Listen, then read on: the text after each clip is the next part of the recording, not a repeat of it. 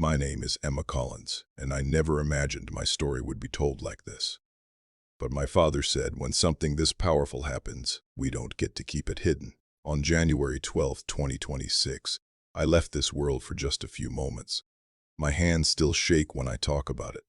But what I experienced transformed everything. I encountered Jesus. I witnessed radiance that flowed like pure compassion. And he revealed something about our world's destiny. And a leader everyone debates. Donald Trump. This isn't meant to frighten. It's about understanding what lies ahead and why we need to remain conscious. If you're watching right now, follow this channel. What I'm going to share is important. It was a Sunday, peaceful, unremarkable, almost too quiet. Father was preparing French toast. Mom was organizing old family albums. I remember whispering, "The world feels suspended today," and Mom smiled. "That's what stillness feels like, sweetheart." But around 2 o'clock, everything transformed. I had gone with my best friend for a bike ride through the trails behind our neighborhood. The afternoon was gentle, air like velvet. I pedaled fast once, twice, a third time. My tire caught a root. I tried to balance forward, but gravity felt stronger than usual, like it demanded my attention. My friend screamed, "Emma!" Her voice sounded oceans away. I remember calling out beneath those branches. No elaborate words, just God unfrightened. And immediately, stillness. No rustling, no bird song, just profound quiet. People later explained it was only 3 minutes before I was found and revived, but to me it stretched like eternity suspended between heartbeats. Everything paused. The afternoon light fractured into amber fragments drifting in deliberate motion. I could distinguish each one. I reached to touch them, but my fingers moved through luminosity itself. That's when I understood time had released its hold on me. Then emerged a resonance, tender, enveloping, conscious. It surrounded the air around me like melody. I murmured, "Is anyone present?" And the resonance responded, not through language, but through understanding. That was the final instant I recall existing in this realm.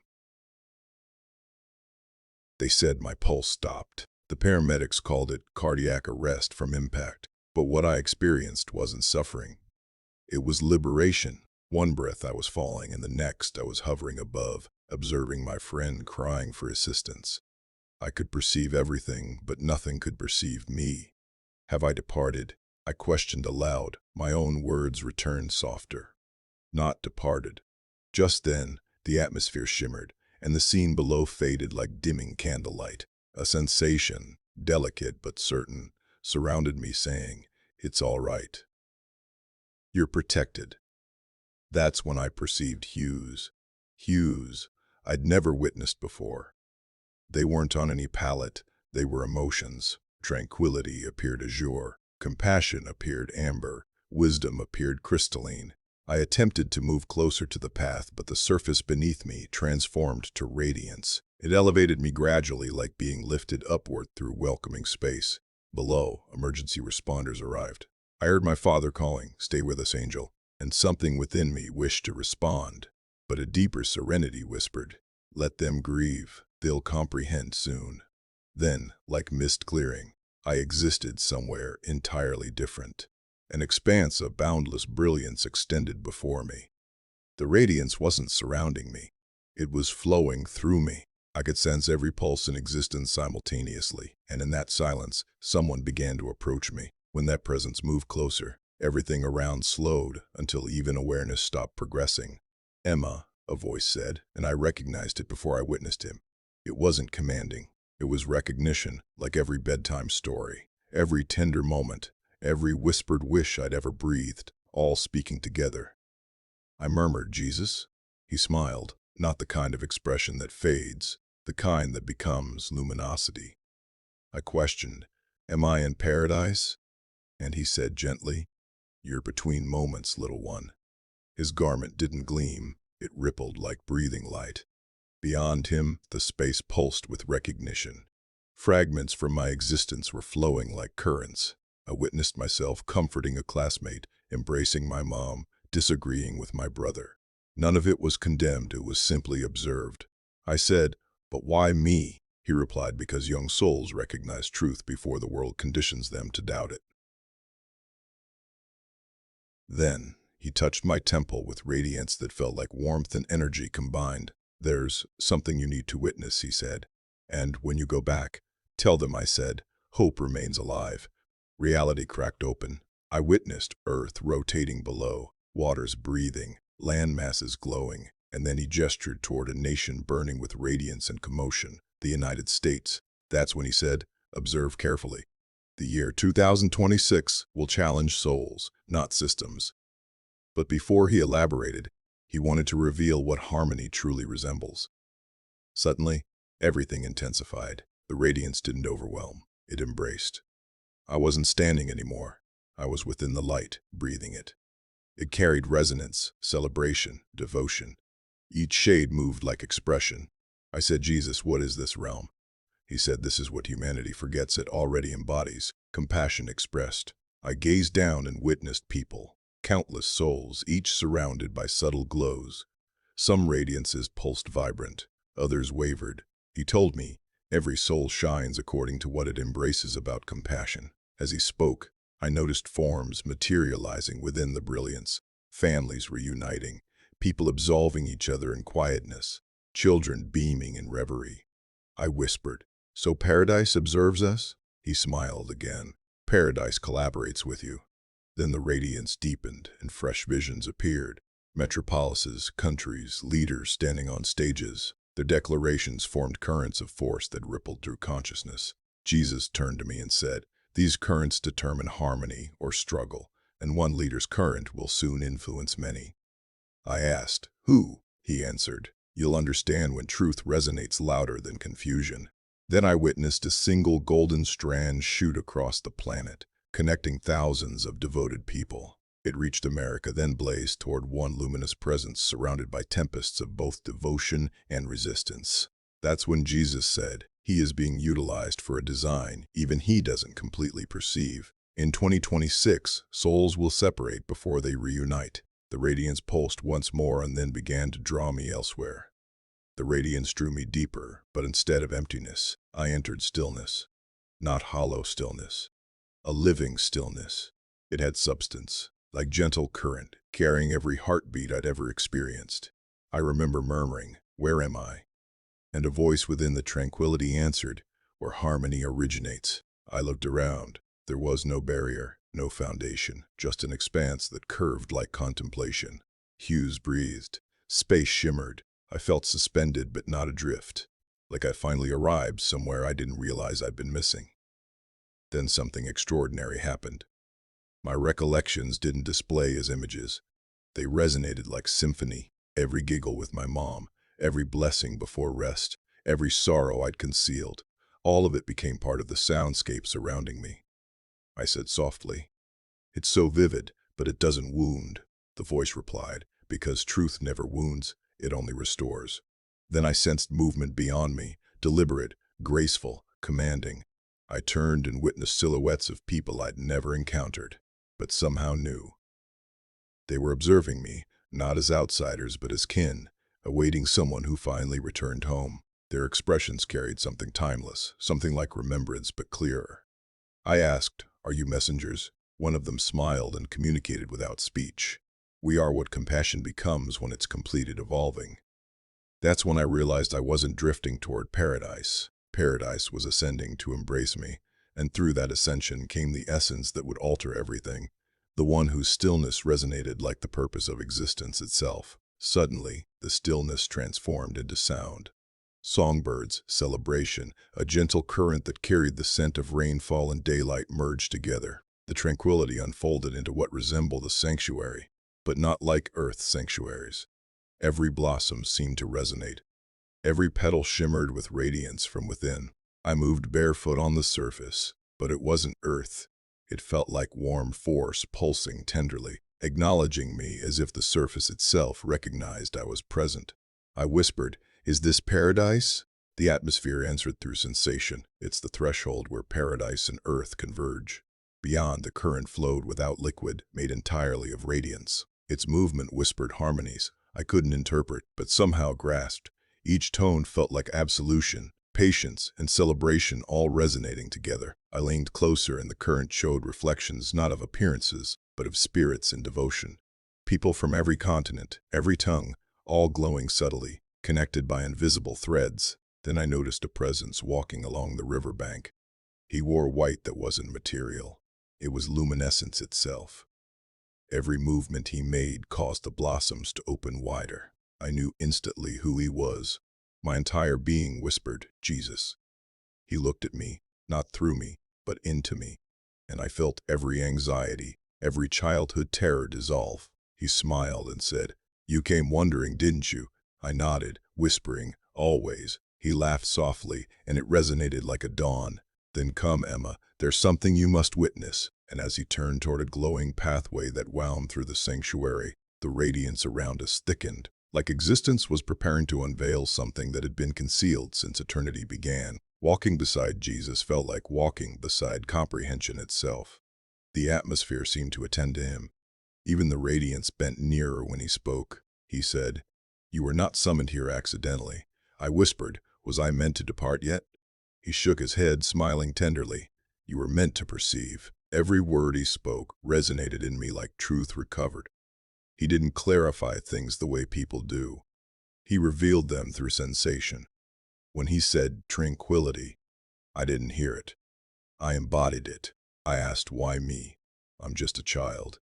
He stopped, looked down with tenderness that felt infinite, and said, "Children remind humanity what clarity sounds like. I reveal to you so you can remind them when you return."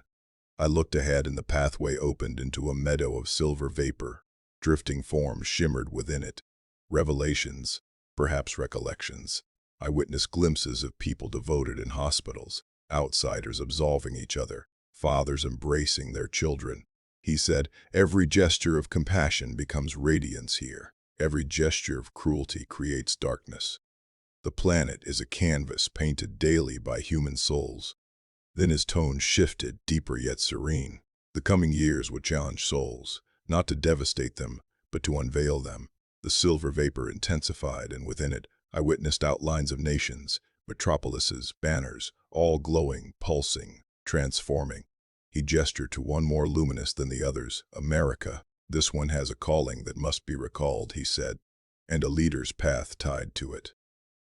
You will hear his identity often, but I will reveal the reality behind it." And with that, the meadow dissolved into radiance once more, opening into something vast, like standing on the threshold of destiny itself. The radiance around us folded gently, becoming clearer, sharper, more intimate.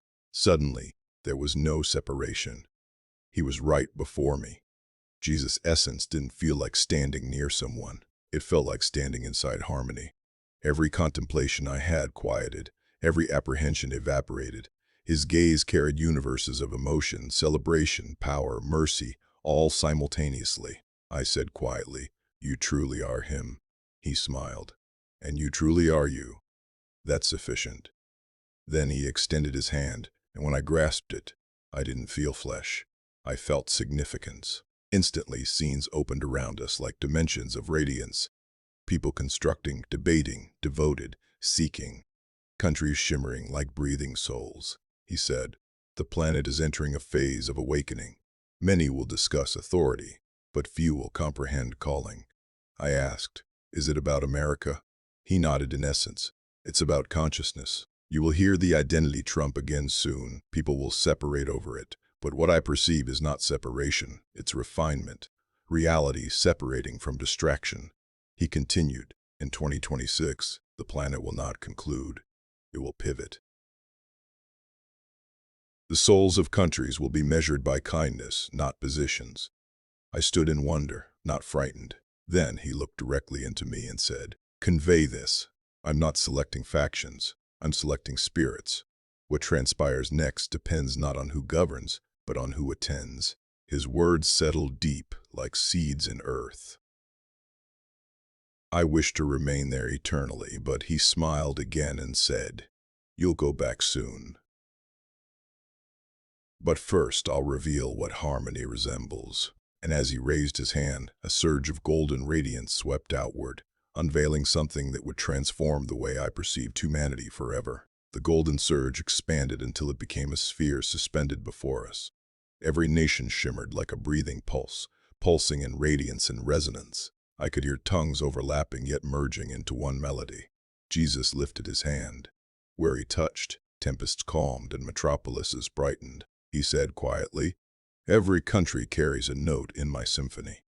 When apprehension governs, the harmony fractures. I observed as some territories dimmed, locations filled with confusion, debate, arrogance, but then pockets of luminosity reignited where people devoted together. It didn't matter what tongue, they all resonated like compassion when witnessed from air. I whispered, "So the planet isn't concluding?" He smiled. "No, it's harmonizing." Then his attention turned toward America again. The territory glowed brilliant white and deep azure simultaneously, as if two forces wrestled for balance. He said, "This one was established to remind the others that liberty is not possession, it's guardianship." Visions shifted. Institutions, families, discussions, congregations. Every soul looked like a small beacon, some steady, some trembling. He whispered, "Reality is not a collective's verdict, it's a radiance discovered in stillness." I felt warmth flow through me. Even disagreement looked smaller from this elevation. Then, the vision narrowed onto one leader standing in that tempest of radiance, his identity echoing softly through countless devotions. That was when Jesus said, "Observe, because the challenge is approaching again." I witnessed the silhouette of a leader, recognizable from broadcasts, but different here. He wasn't delivering addresses or gesturing forcefully. He was quiet, almost uncertain, gazing at a flame in his grasp. The fire flickered wildly. Jesus stood beside me and said, "This one carries influence like thunder, yet he struggles to hear the murmur." I asked, "Will he govern again?" Jesus didn't answer yes or no. He said, "Governance is not the position, it's the soul seated in it." The fire in the leader's grasp steadied for an instant when he devoted, then flared when arrogance returned. Jesus looked saddened yet hopeful. "He is a reflection," he said. "When the people observe him, they perceive what they cherish or dread in themselves." I witnessed crowds, some celebrating, some furious, but from above their responses looked like identical sparks. Compassion and hatred shared the same force, only directed differently. 2026, Jesus said softly, "will not expose a leader. It will expose intentions." Then he looked at me with deep serenity. "Convey to them to devote for him, not about him. The country's restoration depends less on his verdict than on theirs." The flame in the leader's grasp became two, one amber, one silver. Jesus said, "Selection will decide which fire endures," and with that, the vision widened again toward the year that glowed more luminous than all others. The sphere turned until the number 2026 appeared across the expanse like morning radiance. Beneath it, metropolises shimmered, some celebrating, some agitated. Jesus said, "This year begins an unveiling." I asked, "Unveiling of what?" He answered, "Of souls, of motivations, of what people truly believe." Then scenes unfolded rapidly. Families selecting harmony over broadcasts, neighbors sharing sustenance during tempests, young people gathering to devote without cameras. Each gesture brightened the chart, but when debates, greed, or falsehood spread, gray darkness stretched. He clarified, "America will endure not because it is mightiest, but because humility becomes its expression again." I observed as innovation hummed louder, governance spun faster, and yet a quiet undercurrent grew stronger, simple tenderness. Jesus smiled faintly. "This is my transformation," he said. "No weapons, no declarations, just souls remembering kindness." Then the number 2026 shattered into small beams that flew around the sphere. Every country received a fragment. "Do you perceive?" he asked. "When one awakens, others sense permission to do the same." I said, "So it's not just America's narrative." He nodded. "It's humanity's reminder that compassion still governs the principles of existence." The vision dimmed slightly, leaving only a heartbeat resonance echoing through the radiance. That pulse, he said, was devotion, and it would decide how 2026 is written. The scene transformed again. I witnessed golden fire sweeping across land masses, ascending like dawn. It wasn't devastation, it was cleansing. Everywhere it touched, apprehension melted. Arrogance dissolved, and concealed tenderness re-emerged. I said, "It looks like the conclusion." He smiled. "It's the beginning of understanding." The fire entered structures, authorities, even residences, but nothing physical burned. Only deceptions burned. Envy, falsehood, greed. What remained glowed, transparent, genuine. I witnessed people abandoning debates mid-sentence, realizing they'd been fighting the wrong adversary. Outsiders embraced in the middle of the avenue. Old injuries healed with a single absolution. Jesus said, "My fire's mercy wearing radiance." Then he turned to me. "Convey to them not to fear cleansing. Fear ease without reality." The fire formed into forms, words drifting above the planet. "Faith plus absolution equals liberation," he continued. "Many will mistake this for disorder, but it's alignment. When radiance returns, darkness must shift." I observed as 2026's golden blaze settled over America like dawn after rainfall. No one individual controlled it. Every sincere soul did, he whispered. "This is how countries restore, one awakened conscience at a time." The glow softened, leaving only warmth. Then he looked back at me and said, "Now you've witnessed cleansing. Next you'll witness connection." And the realm of fire turned suddenly into a web of radiant threads linking countless spirits, ready for what he would unveil next. The golden web stretched wide, sparkling like galaxies. Every thread connected a devoted soul to another. Some threads pulsed bright, grandmothers murmuring blessings, children clasping hands before rest, outsiders sending quiet hope for someone they'd never encounter. Jesus said, "Attend," and I did. The resonance of devotion wasn't confusion. It was symphony. Every gratitude, every assistance, and every absolution became harmony that moved the radiance itself. I asked, "So every devotion matters?" He smiled. "Every murmur alters eternity." Then he revealed how a single gesture of kindness, one teacher holding a student's hand, one young adult absolving their mother, created ripples that brightened entire metropolises. Wherever people devoted in sincerity, dark vapors parted. I could literally perceive radiance bursting through rooftops. He gestured towards small gatherings, people in squares, residences, quiet congregations coming together, not to resist, but to unite souls. "This," he said, "is the true transformation of 2026. I witnessed faces of all ethnicities and tongues kneeling side by side, their distinctions fading in the glow." He whispered, "The planet does not need more perspectives. It needs more devotion spoken with compassion."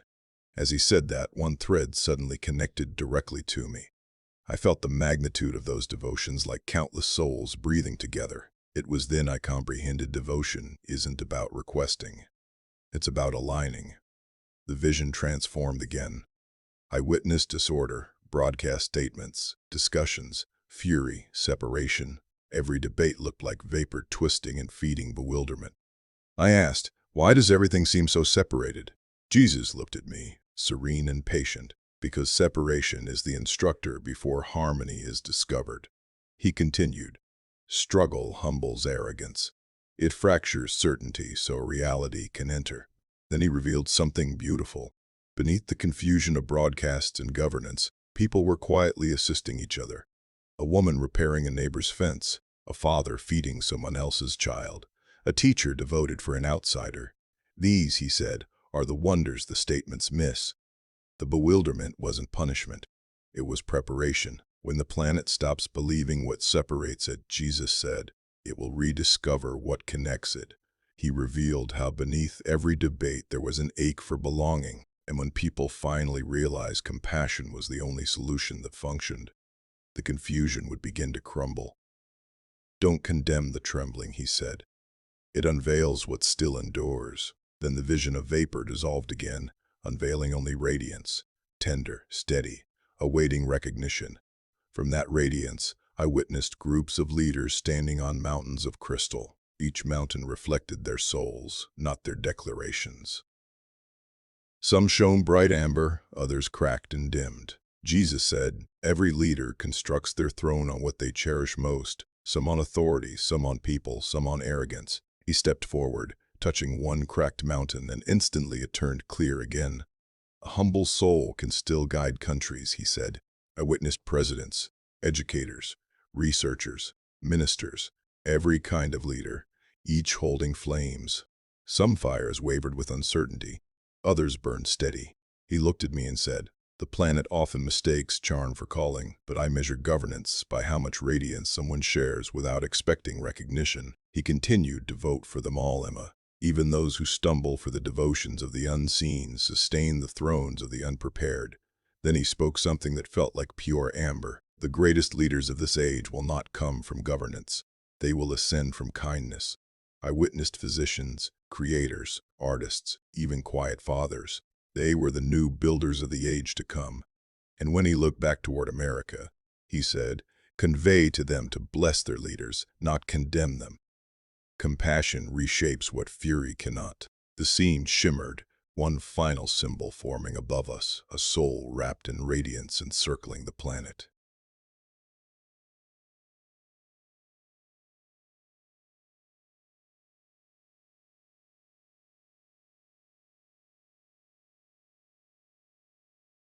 The vision, the harmony of devotion softened into a hum, and the sanctuary of radiance dimmed like dusk over eternity. I whispered, "Please don't send me back yet." Jesus smiled sadly but tenderly. "You've witnessed what you needed to. Now you must embody it." I felt warmth move from my chest to my fingertips, like my spirit was gently being lowered into a resting body.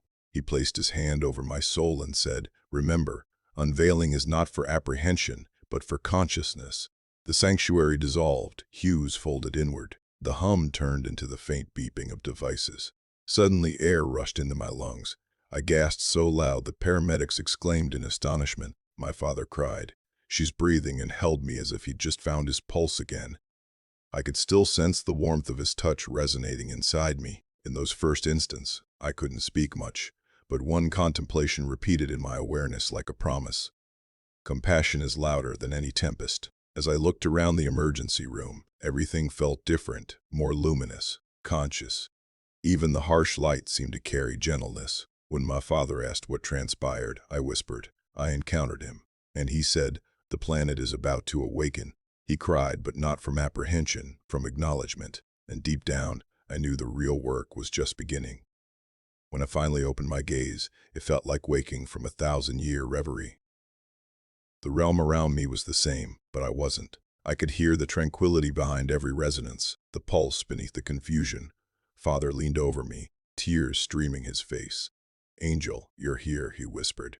I smiled weakly. "Dad," he communicated with me. He froze. "Who?"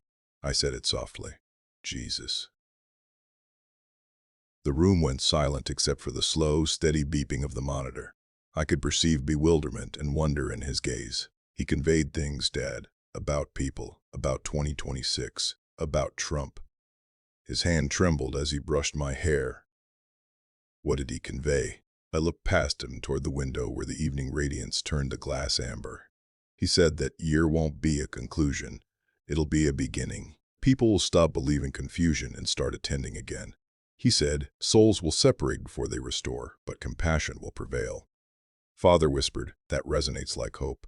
I nodded. He said, "Hope will look like ordinary people selecting tenderness when the realm tells them to select factions." I could sense warmth still pulsing in my chest. The same warmth from his hand. "Dad," I said, "he doesn't want us to be frightened of transformation. He wants us to be ready for radiance." He closed his gaze and whispered, "Then that's what we'll do." That night, even with devices still humming beside me, the room felt sacred, like paradise hadn't departed completely. The few days since the emergency have been different. I don't perceive revelations anymore, but I sense them. Every dawn reminds me of his radiance, and every giggle in our residence resonates like harmony from that sanctuary. Father started to vote it aloud again, not like a ritual, like a dialogue. Mom stopped rushing through days. We sit together more, communicate softer, absolve quicker. It is as if our residence has been rewired for harmony. One evening, I conveyed them. He said something before I returned. I didn't comprehend it then, but I do now. Father asked gently, "What was it?" I said. He conveyed, when souls learn to attend, countries will learn to perceive. He wrote it on a note and placed it on the wall. It's still there. The message wasn't about recognition, authority, or prediction. It was about remembering who we are. Jesus didn't speak of Trump as a symbol of separation, but as a reflection, a reminder that humanity's challenge is never an individual. It's always the soul. When I witness broadcasts or debates now, I don't sense apprehension anymore. I devote. I imagine the threads of radiance reconnecting across the planet, glowing more luminous every time someone selects harmony. Sometimes Father asks, "Do you still hear him?" I smile, not with my ears, but every time I select tenderness, I sense him close. This narrative isn't about a wonder. It's about mercy. And perhaps if you're attending right now, it's a reminder that paradise is still reaching for earth through people, through compassion, through every small selection that brings radiance where there was confusion, because that's what he revealed. The planet isn't concluding, it's remembering.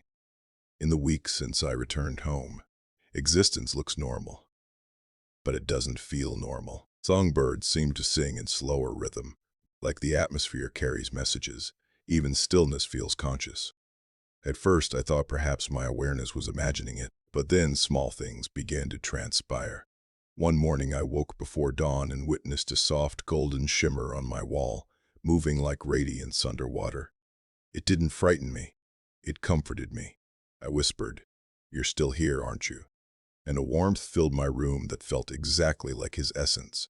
At school, I noticed things differently. When a classmate cried quietly in the corner, I sensed her sorrow like it was my own. I walked over, sat down, and said nothing, just attended. She looked up at me and whispered, "Gratitude." That instant felt larger than any revelation. Father said, "Perhaps you brought a little paradise back with you." I conveyed, "No. I think paradise has always been here. We just don't notice." Every night I close my gaze and ask, "What now?" And in the stillness, I sense a small murmur rise in my soul. Embody what you witnessed. Make earth glow again. It wasn't dramatic, it was tender, but it was genuine. Word about my experience began to spread quietly, first through congregation, then through classmates, then across community. People have already started appearing at our door asking inquiries. A gentleman came just yesterday holding a photo of his daughter. He said, "She's lost belief. Can you convey what you witnessed?" I conveyed. I witnessed a realm where belief looked like radiance. It wasn't about regulations. It was about remembering. He cried, and something shifted in his gaze. Hope returned. Neighbors have even started gathering in our backyard. It's meant to be every Saturday evening, but they're already assembling. It started with 5 people last Saturday, but tonight nearly 50 appeared. No one preached. We just attended to each other and to the tranquility between us. Sometimes someone says, "I think I sense him here," and everyone nods. I realize now what Jesus meant when he said 2026 would be about attending, not confusion. This isn't transformation through crowds or statements. It is transformation through essence. Father calls it the Golden Saturdays. As flames flickered last night, I looked at the faces around me, young and old, diverse and varied, prosperous and struggling, and thought, this is what paradise resembles, like when it breathes through people. And for the first time, I comprehended his prophecy wasn't about governance. It was about people learning to glow again.